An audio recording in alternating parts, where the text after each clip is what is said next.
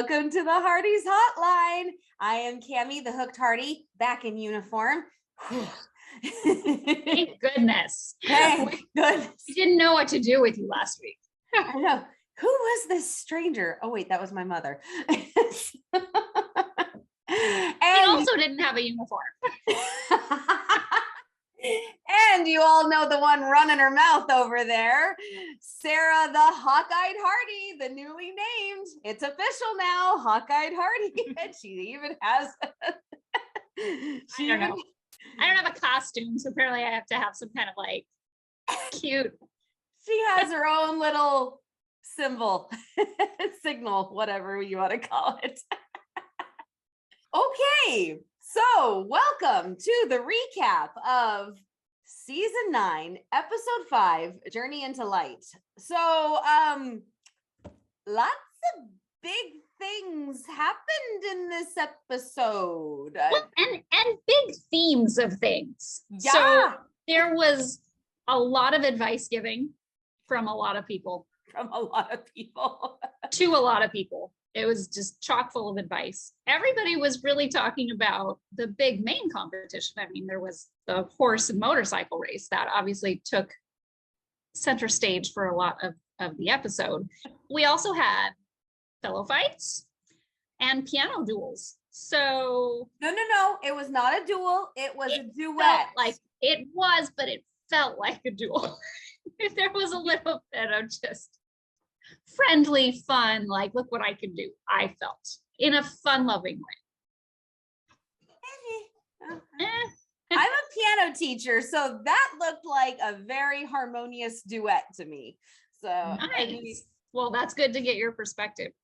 If you think there were undertones of a competition, I mean, I guess I could sort of see that. You know, I thought Angela was just being very good natured. Keep up with me, Mr. Landis. There you go. She was very encouraging. She was, and that's why I felt it was very good natured. But there just was a hint of that, like back and forth of like, I'm doing my piece. Oh, look what I can do. Oh, look what I can do. And it was in a respectful way, which was surprising and welcome.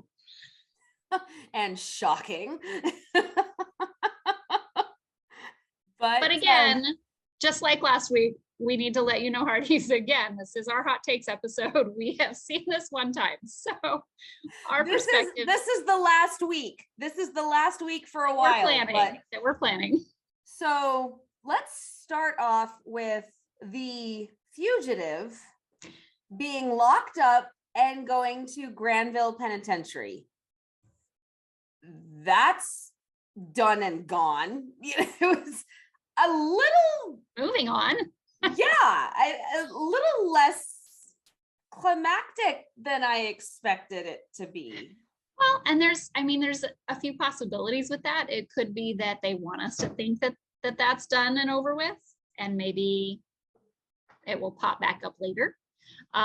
Very possible. Could have just been a very casual way to kind of move on to other things without making a great big to-do about it, especially if it isn't a bigger part of the plot line. But it definitely still leaves room for it to continue in another way. Or maybe Nathan has to travel somewhere later for the trial, and we'll find out, more details. But we still think there's a big chance that it has something to do with possibly the oil deal or something else going on in town. And if it is tied back to Walden or Smith or the Pinkertons or Allie's dad, or like so many possibilities that it could be tied to, then that will come to light at the right time. And he wouldn't just remain in Hope Valley in the jail the entire time. No, I'm glad that they moved him to Granville Penitentiary, but it just, I don't know. It seems, all of these huge happenings and then bye-bye. I'm a little, I don't know, befuddled and I'm wondering if this is going to come back, because we saw his face barely on that picture. Yeah, that there's like a promo picture released. It's the yeah, only there was a place I've promo seen- picture. That's the only place I've seen his face. I didn't really see it in the final cut that was aired. No, we didn't see it in the episode. So I'm wondering, are we done with that, or is there going to be more? Yeah, we will see. So going back to the accident, Allie's home. And somebody told her. You don't think that Nathan told her? No, I think she found out right before that confrontation. She was I wonder mad. if You there was a didn't tell me. Yeah, That would have already happened. That would have already happened in the ride home. The very slow ride the very home. slow ride home from Rock Creek. No, I didn't think that he told her on the ride home, but I'm wondering Well, yeah, that's true. He could have told her right then, but you'd think she would have asked when he showed up to pick her up on Sergeant instead of Newton, because that's a really good point. Why wouldn't that cause suspicion for her? Yeah. Unless, I mean, Nathan is kind of where she's concerned and not wanting her to worry. He's the king of blow-offs. Yeah. So no, he could have just made something up. Yeah, or he could have just said, Newton wasn't feeling well. So Sergeant really, Elizabeth said Sergeant really needed a good ride. Something. Which, by the way, that is the sweetest, to have her loan Sergeant to him when Newton is under the weather. I think it makes sense with the connection between Jack and Nathan. I know that there was a lot of controversy over that connection, but I think moving forward, I think it can be a connection that helps them have a strong bond platonically. that bond of like, you're a Mountie and you had this, Mountie life is like. Yeah. I have to admit, I got a little teary-eyed when he said, "Who taught Sergeant to bow like that?" And I said it a split second before she said it. Sure. I mean, who else would it have been? Who else would it have been? And just the smile that came over her face, Jack. Oh, I felt that was a beautiful scene because it wasn't an awkward scene. There was so much potential for that to be an awkward moment when That's she brings so up true. That's so true. It was easy. It was easy on both of their sides. That was like the first time I've seen them have an interaction this season where I didn't really feel like there was even a hint of awkwardness between them, and really just a developing friendship. So good job, Peter DeLuise, because he wrote this episode. And I thought that scene was beautifully done, to have that nod to Jack, the sharing of the horse in the needed moments, even for a frivolous race. Let's go back to Allie really quick. So she has jumped on board with the idea of May very quickly. Like, wow, she is beautiful. Well, slow down, Allie.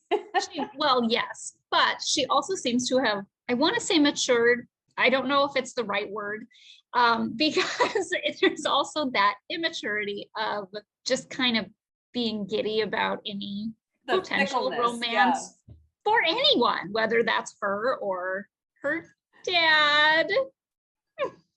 Okay, but there were a lot of moments throughout this whole episode when I went, wait, what? I mean, last week when Elizabeth said, "I love you," I was just kind of, but this time I went, wait, what? Wait, right? What? Wasn't that awesome? That was just a beautiful scene. And that was one of them. When she said it just flew out of her mouth so naturally. And I don't know, Dad. And it just went, wait, what? And then he did too. He had to do a double take. What did you do? Did I just call you Dad? I'm like, oh.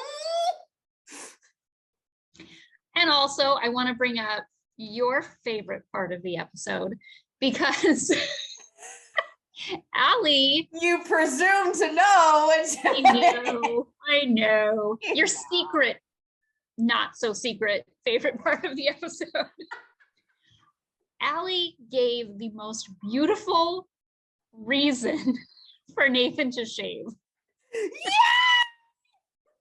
Yeah! Nathan is clean shaven. Nathan is clean shaven. For those of you that may not know, like if you've never seen one of Cammie's podcasts, or posts or whatever, posts or tweets or anything really, she tends to go on the side of clean shaven for her preferences. For anyone, this is not a Nathan issue. It's one of the just a little bit, just a tiny little preference. One of the stipulations of my husband and me getting married was that he promised to never grow a beard. So that's just a slight little preference that she has. So now there are many ways that the mustache could have ended for Nathan. I love that it came from her. I love that it came from her, but I'll tell you, I expected it to be more of like a teen, like, oh, that looks awful. You got it, some sort of teen, like you're embarrassing me kind of attitude about it. And it wasn't. It was a beautiful, it hides your smile. It was sweet. Well, and we all want to see more of Kevin McGarry's smile. Let's be honest here. There's nothing wrong with that. And the reveal, I have to admit, I'm a sucker for that reveal. How he had the towel over his face, drying it off, and then boom, and you're just like, oh, there he is. Oh wait, wrong movie. Let's go to Lee and Rosemary. Wow. Yeah, wow. I thought I was worried. I was worried at the very beginning of this episode. I thought, seriously, why on earth would she think that? But marriages go through slumps and wonderings and just downtimes. And I think spending that much time together can put a strain on some relationships. Yeah, especially when you're mixing business with personal. Absolutely. And, this turned out. Or especially when almost all of your time is turning into business and you're not having a balance, which is what it appeared to be the biggest challenge there. Yeah, that did appear to be the biggest challenge. And I mean, this turned out to be, I think, one of my favorite episodes for a lot of reasons. One of my favorite episodes this season for a lot of reasons, but one of them was this whole culmination of Lee and Rosemary coming to a new understanding of each other. And one of my favorite parts of the whole episode was Florence. Oh my God. I can't believe he asked her. I can't believe he did either. He's a businessman. He knows better than anybody the regulations of a company. And it's not like she was just hiding something from him that for, being secretive in general, like doing a gossip thing. Right. Yeah. It was very clearly something to do with the newspaper. And that's a big, important thing with confidentiality, which is hilarious given Rosemary's history with confidentiality and keeping that stuff confidential. But anyway, Mary Rose. Okay. But she's grown. So now she's taking that seriously. And it was surprising that he pushed that envelope. And we never found out who it was. As audience members, we still don't know. So, but I love how Florence totally made it look like she was gonna tell him. Cross your heart. And the whole the name is None of Your Beeswax. I went, whoa. And for Florence to not be spreading gossip of any time, for Florence to not be spreading gossip of any sort, I mean, that shows just how much she's grown. And she takes the job very seriously. If it was something she had learned any other way, might have been a little different. Might have, but I think that job she takes super seriously. She does. And it just shows how much, because there would have been a time where regulations be darned, and she would have said it anyway, but she didn't this time. And so it just shows that Florence has really come into her own. Mm-hmm. So the poem, shocking, I know, but I did not write it down word for word. I was too busy sighing. It was so beautiful. It was so beautiful. Okay.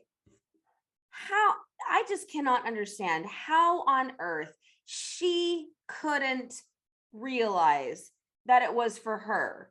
When she's talking to Elizabeth and Elizabeth says, "Are you sure it wasn't meant for you? But why wouldn't he just give it to me?" I'm like, well, come on, hon.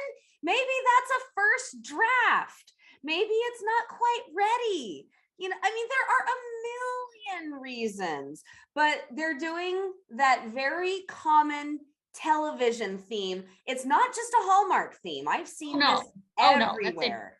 Yeah, they're doing that very common television theme where there's a surprise, and instead of telling you, I have a surprise for you that you're going to have to be patient and wait, they just start acting suspicious.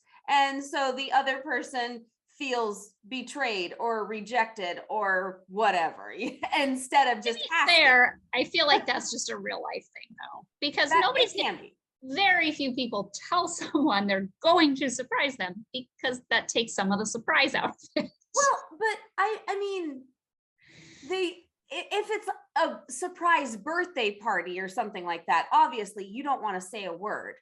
But you know, if you're working on something and it's not for any particular occasion, it just depends on the purpose. Yeah, it does. Because some things are going to be better not seeing it coming. But then you have to not leave romantic poems sitting out on your desk and go walking in the early hours of the morning and not tell people where you were. I mean, and start talking like Dr. Seuss. But honestly speaking, I mean, who else? Totally. Does she think that he's going to go and spark something with Molly or again? You know. Well, she still thinks she was going to petition. I don't think she knows that was made up.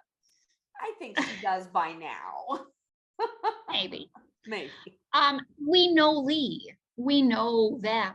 We know as the viewers. And granted, she obviously knows Lee better than we do. But when you're in the situation and you're feeling self-conscious, yeah, it's easy to let your wild and crazy ideas run away. It is. But and she's Rosemary. She has a lot of wild and crazy Rosemary. ideas. That's all we got to say. She's Rosemary. Leave it there. Let's just go with that. But I got to tell you, I got a little teary-eyed there at the end. You know, under the sheet, I have to admit, it looked like a cradle. Well, I know. I was like, what are you doing? You're kind of messing with emotions here. It looked like a cradle. It looked like he had made a cradle. Did it look like that to you? It ran through my mind.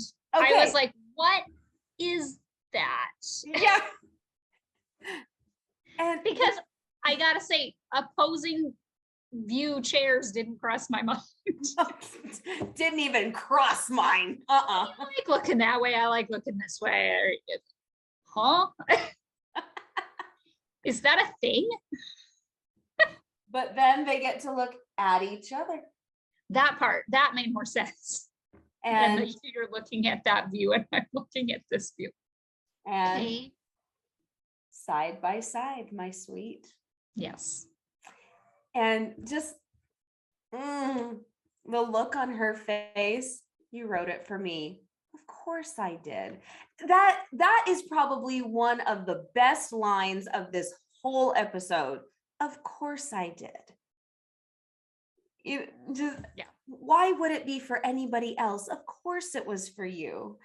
I mean, and then that just makes all of us viewers fall in love with Lee all over again and fall in love with the two of them as a couple. It just, they're so sweet. It's just precious. And I am so glad that they didn't let it go too far. Yeah. You know, because it could have gone too far and where emotions were beyond repair and they stayed in controversy and in conflict for too long. Yeah. For an entire episode or something like that. And I was really glad that it was short because it's hard when Lee and Rosemary are at odds, you know, because they're Lucy and Ricky. They can't be. I want to take the opposite opinion though, in a way. Okay. Is that I'm really glad they went there because I mean, they've had a few, disagreements over the years, but this was a serious concern. This was deep and this was troubling. I mean, it wasn't a frivolous little thing. We weren't troubled because we knew that he was planning a surprise. Yeah. So that made it more humorous for us to watch. Yeah. But to Rosemary, it was extremely concerning. And there was a point with Lee when he was extremely concerned, like the look on his face when he was like, will you come home early tonight? Like the look on his face, you're like, oh, like I know he's got a surprise, but I'm worried. I'm still worried. That was an odd look. And so I could, he looked upset. Right. I'm glad they went there because that was really realistic and very much something that happens in marriages and other relationships. And it's not that they don't deal with dark things. Obviously, we've had a lot of really difficult concepts on this show, but it's not, you don't always expect it. Yeah. Because it is such a heartwarming show. So you don't always expect those more troubling topics. And so I was really pleasantly surprised that it happened. And like you said, was then dealt with quickly. Yeah, there was the perfect balance because yes, they went there, showed that things like this do happen, even to Lucy and Ricky of Hope Valley. But then they didn't drag it on too long. It happened, it got resolved. And there's almost a new beginning in a way of their relationship. It's so sweet. And you can settle back in your chair and smile and everything's right with the world again, Well, and it makes them stronger. All those little trials make them closer to each other. What doesn't kill you makes you stronger. Here we go. Okay, so moving on. I don't know why I found this so adorable. I guess I'm just kind of getting used to a new Henry who's turned over a new leaf, but I found it positively precious that he woke Fiona and then he pulled out her bag from the carriage, helped her down, and you know, it was a perfectly pleasant interaction until he got upset with her. But he didn't get upset with her in that moment. No, not in that moment. Yeah. So that was still a good moment. And she tried to talk to him. Yeah, she did. Not that would have solved the problem, but she was trying to talk to him. And so when they got mad at each other, everything Fiona said was true.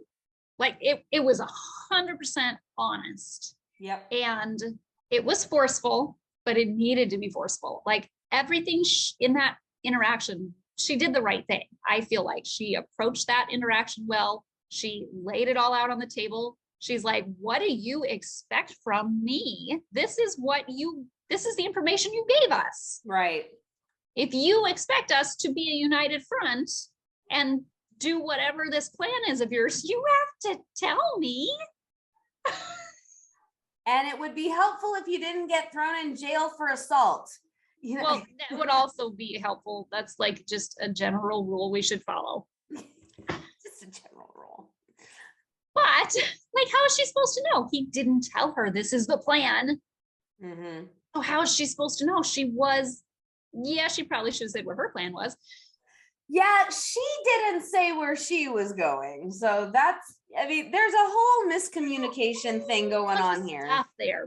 But I can see where she totally thought she was doing what they wanted to do.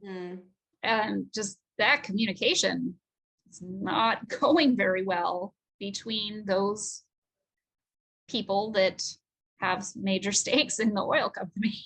Well, and you know, the funny thing is that look on Henry's face, he knew that everything she said was true. And he couldn't come back with anything. That's why he walked out. Well, exactly. There was no response because everything she said was true. And he needed to hear every bit of it. And he believes it and he agrees with it. And he's made a lot of statements about moving on from your mistakes and everything. He acknowledges the mistakes he's made. I don't know that he realized in that moment that he had like not told Fiona what their plan was. Probably not.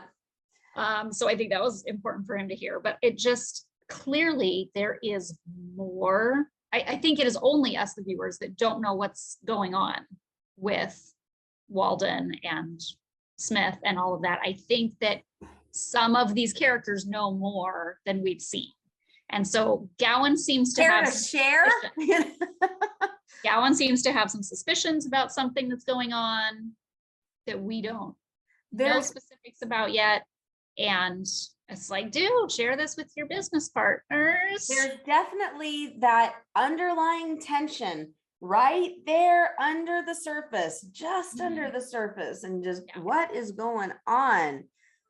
But, you know, lucky for Henry, he had another really cute moment right before that when he handed out money to Angela and Cooper and Allie to go get some ice cream. I'm like, okay, randomly walking down the street. Here you go, kids. I'm like, what are you doing to me? Henry, we were practically spitting out your name in season 2, and now we're saying, oh, Henry, you're touching our hearts. That's so sweet. But please stop getting arrested for assault. Please stop getting arrested, period. Come on, buddy. Please, that would help.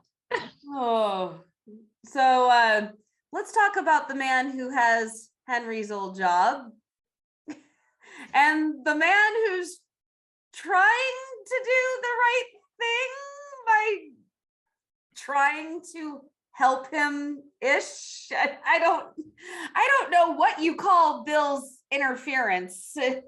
It's interference. Yeah, call it interference. Yeah. I mean, it's advice. I just don't know if it's the good kind. Well, like I said, lots of advice in this episode. Some of it better than others.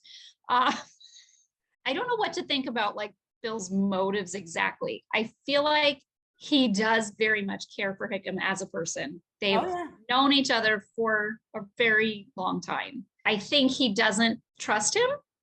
He fully. doesn't believe in him. He does. I mean, it was pretty clear that Lee and Bill both felt like Hickam got the job. Like, he's not ready. But Lee didn't say he would be bad, but that he wasn't ready for it. Yeah. And did you notice that Lee didn't say a single thing about being mayor in this episode?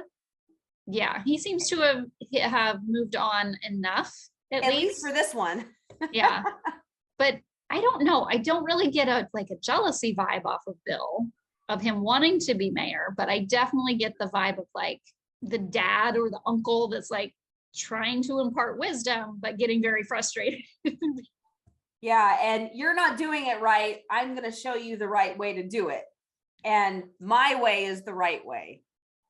And kind of in a confusing way too, because I felt like in the one scene, he was very much telling him to do things that would ruffle feathers.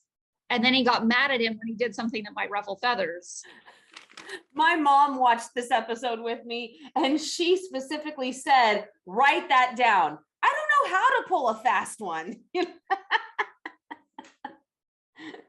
But then he talks to Wyman, and then he gets mad. People aren't going to like you. You're going to lose friends. It's like, didn't you just tell him to not always be so agreeable? Exactly. So, like, I get that you don't trust Wyman and everything, but he was kind of contradicting himself a few times, and I could see where to someone like Mike, who is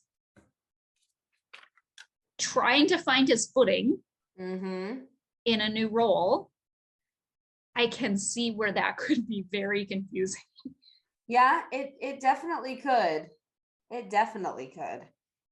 But I'm very glad that at the end of the scene, Bill took a deep breath, and I'm always here for you. I'm here for you and when you need me. So hopefully that means he's backing off a little bit. Do you still feel like something's going to happen? You know, I more got the feeling this time that something will happen that will make Mike step up, possibly. Yeah, especially if Bill keeps breathing down his neck, he's definitely gonna show that he can do it, that kind of thing. Yeah. And again, we've speculated about the fire that's coming up and about how he ran on fire safety. So there very much could be a few different aspects that test him and actually help him rise to the occasion. Who knows, but that was more the vibe of like the direction I felt it was moving, is that we're trying to build him up. And I also started feeling like, even though it makes a lot of sense maybe for a character arc like Lee's to end up being mayor, I don't see a good way for Mike to step down and have his character arc remain positive, or like, it just seems like at this point, like if it had happened immediately, if he'd been like, oh, I won, I don't really want to be mayor, you take it, like that would have just been like cute and funny, and like, oh, I just want to see if I could do it or something like that. I could have accepted that. But I feel like now he's been mayor and he's been trying, he's been doing some things really well, and it's like now I'm kind of rooting for him. Like I want to see him find that footing. I just had a horrible thought. Oh gosh. And I'm wondering if it's something that's going to happen. What if something happens to Hickam? What if he gets injured? What if he gets injured in that fire and he has to step down because he's incapacitated? Oh my gosh. Permanently? No, not permanently, but oh my gosh, that just hit me. What if something happens to him that incapacitates him, and the first thing that jumped into my brain is the fire, because we've been speculating on that. What if something happens to him and he is unconscious, or he is sick and he can't run the town for a while, and so Lee has to take over? It's certainly possible. That would be really sad. It'd be horrible. I don't like this theory of yours. I'm sorry. It just popped into my head. Stop having ideas, Cammie. Oh, dang. Okay. Well, then, I guess we can sign off now. Speaking of me having ideas, I was completely wrong in this idea. We were both kind of wrong. We were both wrong. We thought that On the dinner Canfield. was not going to be a success. We were wrong.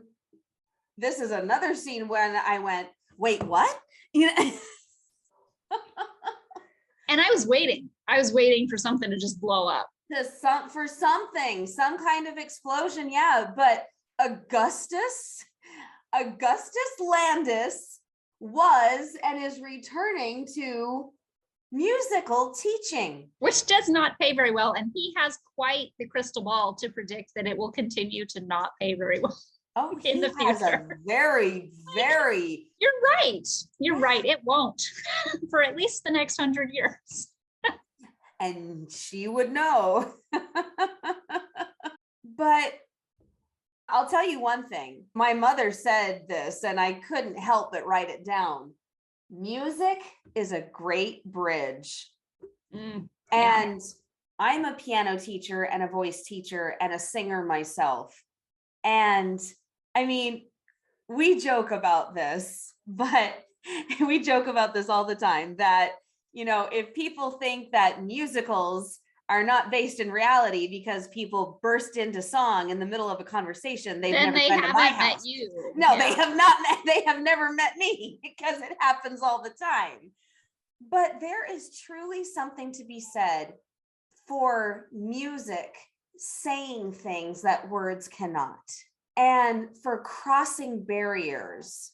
That's healing. It is healing. And I could not help but smile when Mr. Landis got up, and he wasn't dictator-like. He just said, Angela, if I may, try it. I was nervous there. I was very nervous there. I was like, oh, what? I know. I was too. I thought that he was going to start. I don't know what he was going to do. He was doing wrong. Yeah. Yeah. That's what it. And then he goes up and he starts to play with her, and he is a fabulous pianist. And then he's playing in the saloon, and Minnie is calling him by his first name and calling the dinner wonderful, you know. And then I love how Elizabeth thought she was being sarcastic. Yeah. I'm so sorry. So sorry. It was actually wonderful. I'm not kidding. I'm not being sarcastic. When has anybody on this show been that sarcastic? Like, it just, I don't feel like that's. Jack has had some good. Yeah, Jack has had some really good sarcastic moments. So. But I wouldn't have expected that from Minnie. So it was and just such Nathan has let some good sarcasm flow. It must be a Mountie thing. Be a Mountie thing. But I could not believe that one simple little dinner could have changed all of that about him. And it just shows, I mean, yes, it was written to be this way, but it shows how much of a front Landis was putting on, and how he was trying. I think he was overcompensating for the job because he felt like it wasn't him. I think that's fair. Yeah. You see what I mean? Yeah. He was trying harder than he needed to because he felt so out of place. And so now that he has decided to go back to teaching and he is comfortable with that, it's kind of calmed him down. And he even said, this isn't me. I'm going to go back to teaching. I'm going to go back to what I love and what I'm passionate about. I do have to say, when he said, I was a teacher, I went, I knew it. I just thought that he was trying to edge Elizabeth out. But so I was wrong about that part. But when he said I was a teacher, I went, yes, I told you, I knew it. But then It went in a completely different direction. I guess my only thing with the way this resolved, is it resolved? Because he was not apparent, like we felt like it was personal originally. We thought this was a very personal thing from Landis against Elizabeth for some reason, which it is apparent now that it was not. He seems to be fine with her. He seems to be fine with her. Is someone else just going to take his job now and do the same thing? I mean, the question from his job standpoint was, the foundry's coming. There's going to be more people moving here. There will be more children than will fit in this school. Therefore, and I never really heard exactly what that meant. They're going to build another school. She has to become a part of the district. Yeah. But if there's still, but that doesn't solve the problem of space for one teacher. So you're still going to have another building somewhere. Probably. And you're still going to have another teacher somewhere, even if they just want them to be coordinated so that they're, whatever. So is that still happening just with somebody else who might not be so staunch on all the rules about certification and all of these things?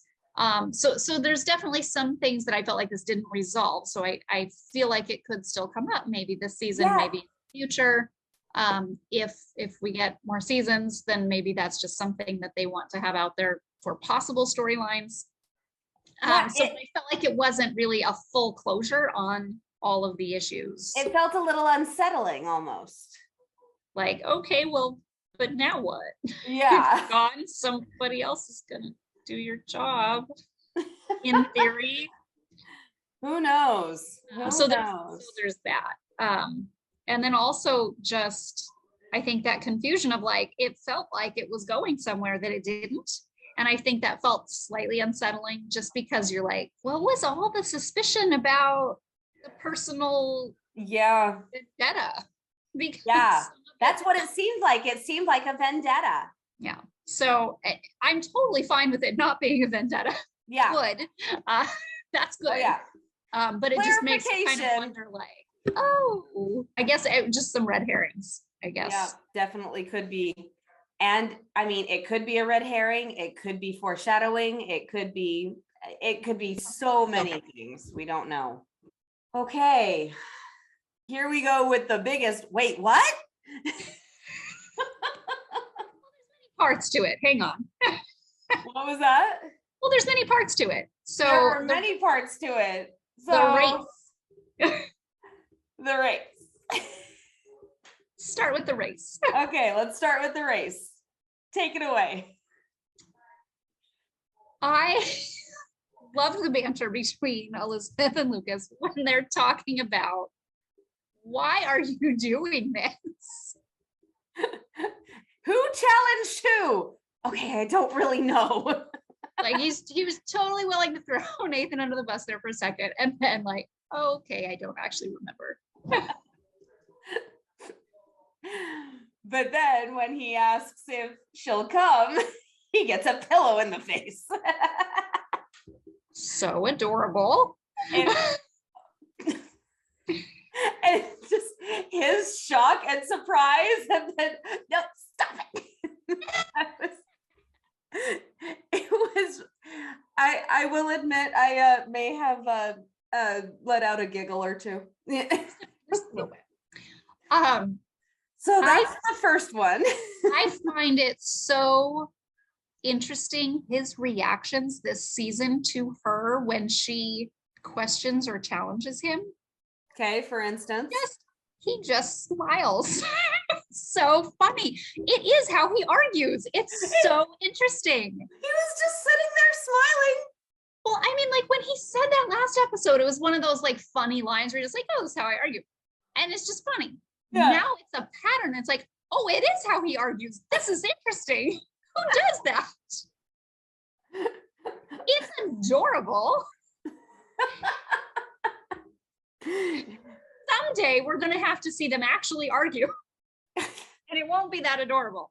but I am loving. Well, we did see them argue when he got angry at her about keeping the whole thing about his mother and father from him. That's different because they weren't in this place. Oh, they weren't a couple. They weren't a full-on couple yet. So you want to see totally different. I'm not saying I want to see it, but I know we will see it because right. So you're waiting for an actual argument, actual real argument where I do want to see him get mad, like rightfully mad. You know, I mean, yeah, she's gonna have to do something wrong someday with good cause. Yes, you know, with good cause, but she's human, and you know, it's mostly been things that he's kind of on the fence of being appropriate about, and she's kind of calling him out on it. And so he acknowledges that he's wrong, and he's just fun and playful, and you're right, yep, and just smiley, and it's like he's just so happy to be in love, and that's what's so adorable about it. But it also needs to go the other way someday. And so that'll be interesting to see kind of how, I mean, we've seen him get mad, but not with her. We've seen him get mad on the phone. We've seen him get mad with her, but not now as a boyfriend. As an official couple. Yeah. Okay. So then did you see him buying the motorcycle? Did you see that coming? No.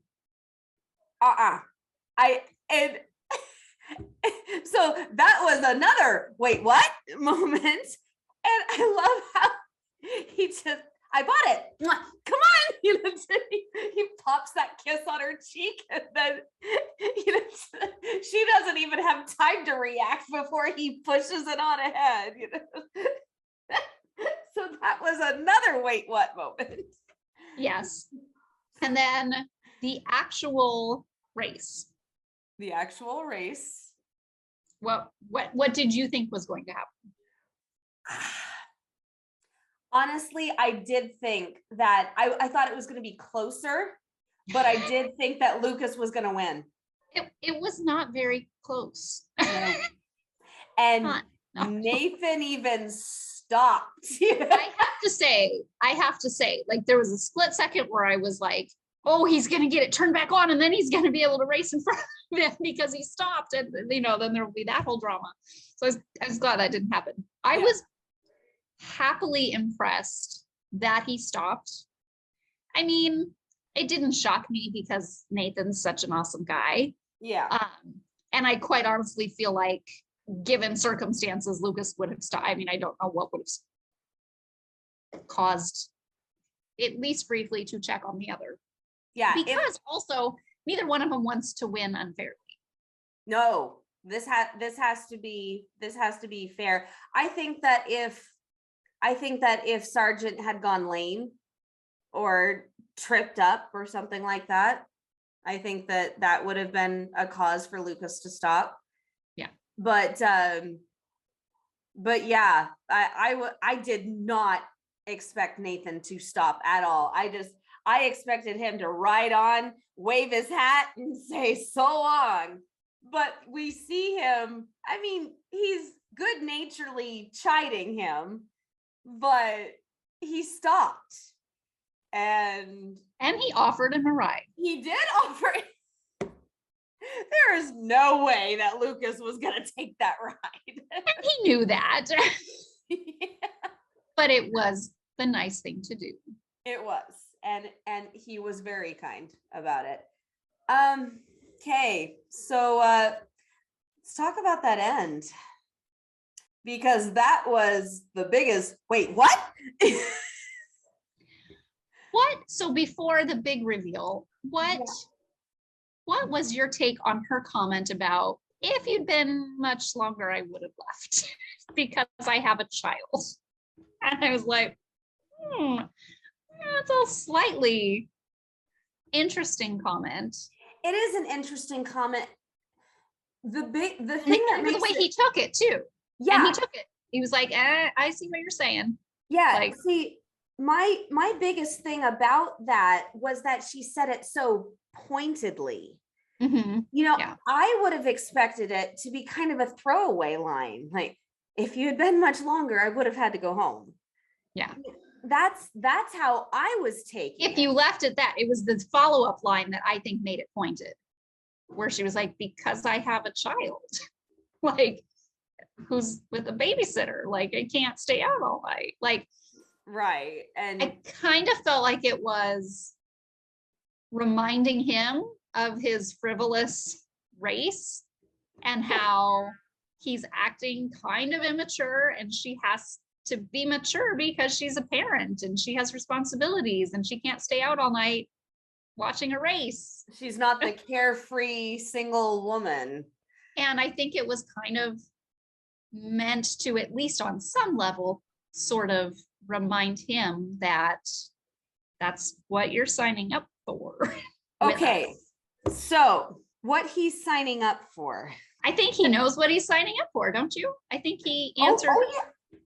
He answered her pointed question quite well. Oh, he answered it incredibly well.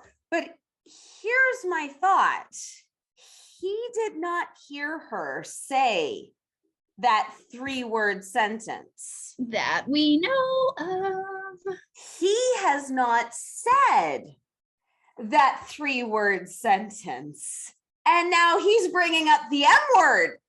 Oh, that doesn't surprise me at all. He's brought up technically he didn't bring it up in the same context, but he's on their first not date.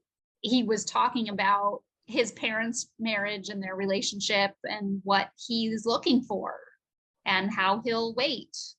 Yes. I mean, I feel like he's very forward in talking about his view of the future.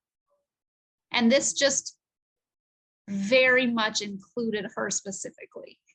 Very specifically. I mean, I have it right here.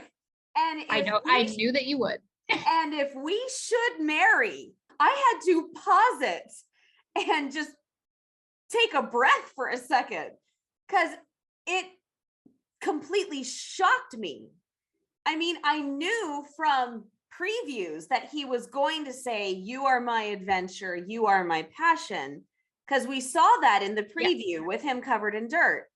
I'm surprised she kissed him, frankly, because he's all covered in dirt. Well, you're surprised she's kissing him because he's got a beard and mustache. So I am not. But yeah, he says, and if we should marry, I would run home to you every night and have to tear myself away from you every morning. Wow. I got it. I gotta admit, this man is winning me over. I gotta admit, he's winning some major bonus points with this kind of talk. And I don't know if I would have gotten that specific without an "I love you" first, but the fact that it is on his mind and the fact that he has now spent significant time with little Jack and he still wants to take on this relationship after that significant amount of time, because I could scare a lot of men away. Yeah. And I think that was not, I don't think he was trying to scare him with that pointed comment about parenthood, but I do think that it's in the back of her mind. Like, here you're very adventurous. Here you're taking on all these challenges. And that's not really where I am in my life. Right. And I love how he totally picked up on that. And immediately definitely picked up on it. Even before that comment, and I'm glad that it wasn't just that comment. I'm glad that he didn't just say something romantic. He explained, my mom brought this to my attention. This is the longest I've lived anywhere. This, my history is moving from town to town, and I'm restless and looking for the next adventure. And I'm glad that he set all of that up. And then, you are my adventure. You are the reason I'm here. And then said it. I felt like that gave it a lot more power, a lot more meaning. it wasn't just, oh, I'm going to say something romantic to make you feel better. Like there was Right. depth to it. There was. And I think that's why it meant more. And when he started saying that, when he said the M word, boy, she looked terrified for a split second. She did. And I was actually kind of nervous how the end of that episode was going to go at that split second. I was like, oh, she's that, oh, you know. Yeah. And for her to answer that way and repeat it back to him. Repeat it back. Was huge. Yeah. I'm, you know, for somebody who takes on so many formalities, I'm kind of surprised that he brought it up so casually. What do you think? They're very comfortable with each other. I know they're very comfortable with each other, but he is not a casual person. I mean, he even said, please excuse the way I'm dressed, because he was in very casual clothes for him. And then, of course, she said, oh, I like it. You look rugged. And then he's all of a sudden, he likes the idea. Oh, you like that I look rugged. Okay. But I know they're very comfortable, but still, even for him, that seemed very comfortable, very casual. And I mean, I don't know, after a conversation like that, I'm almost expecting there to be a ring in that box that he shows her, you know? Yeah. It definitely, I mean, who knows the timeline of these things, right? What they're going to do. It seems like it would be a year-end type of moment. Yeah. At which point you would then expect it to be an actual ring. So I suppose it depends on if that scene shows up sooner.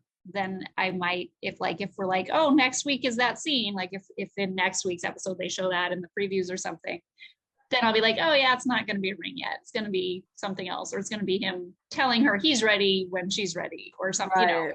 Something along those lines. But if that's the finale, then yeah, that's a ring.